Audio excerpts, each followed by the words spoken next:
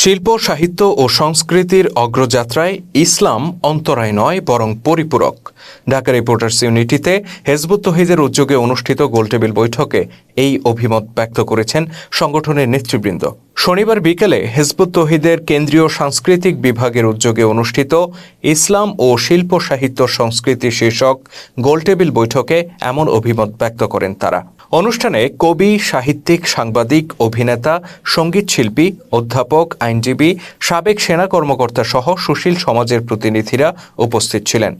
Hizb ut তৌহিদের যুগ্ম সাধারণ সম্পাদক মাহবুব আলম মাহফুজের সভাপতিত্বে এবং গণমাধ্যম যোগাযোগ সম্পাদক শারমিন সুলতানা চৈতির সঞ্চালনায় অনুষ্ঠানে মূল প্রবন্ধ উপস্থাপন করেন সংগঠনের কেন্দ্রীয় সাহিত্য সম্পাদক কবি রিয়াদুল হাসান।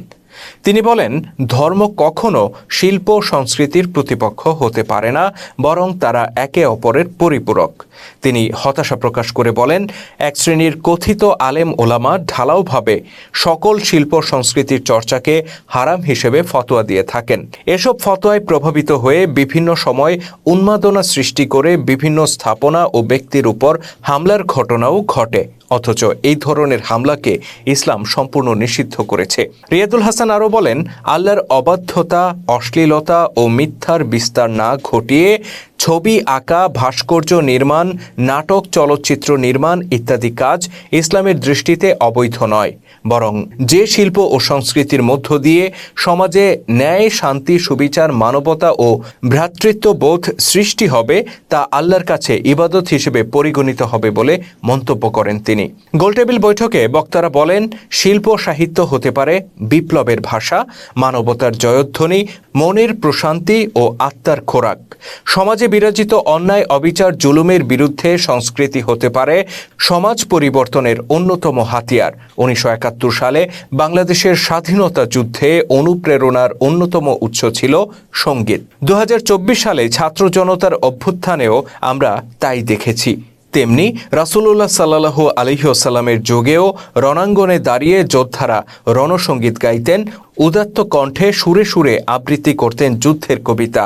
যুগে যুগে সভ্যতার বিকাশে শিল্প ও সংস্কৃতি যে ভূমিকা পালন করে এসেছে তা অস্বীকার করার কোনো সুযোগ নেই। অনুষ্ঠানে বক্তব্য রাখেন হিজবুত তৌহিদের যুগ্ম সম্পাদক রুফায়দা পন্নী, ঢাকা রিপোর্টার্স ইউনিটির সাধারণ সম্পাদক মাইনুল হাসান সোহেল, সাংস্কৃতিক সম্পাদক এমদাদুল হক খান, জাতীয় কবিতা কেন্দ্রের সাধারণ সম্পাদক লায়ন অ্যাডভোকেট আলতামাসুল ইসলাম আকন্দ, সিনিয়র সাংবাদিক তারিফ ইসলাম, অবসরপ্রাপ্ত ব্রিগেডিয়ার জেনারেল শামসুল আলম খান, অবসরপ্রাপ্ত মেজর সাব্বির, কবি ও সাহিত্যিক মাহমুদুল হাসান নিজামী, বাংলাদেশ জাতীয়তাবাদী দলের কেন্দ্রীয় আইনজীবী ফোরামের সহসভাপতি গোলাম মোহাম্মদ চৌধুরী আলাল, হিজবুত তৌহিদের তথ্য সম্পাদক এস.এম. শামসুল হুদা, সাংস্কৃতিক সম্পাদক মিসবাউল ইসলাম, আন্তঃধর্মীয় যোগাযোগ সম্পাদক ইলাই ইয়াসমিন, গণ অধিকার পরিষদের ভাইস চেয়ারম্যান ইমরান হোসাইন, শেরেবাংলা কৃষি বিশ্ববিদ্যালয়ের প্রফেসর মোহাম্মদ আকবর আলী, বিশিষ্ট কথা সাহিত্যিক ও ঘিওর সরকারি কলেজের প্রফেসর আমির হোসেন, দৈনিক পর্যবেক্ষণের ভারপ্রাপ্ত সম্পাদক খালেদ মাহমুদ রকি প্রমুখ।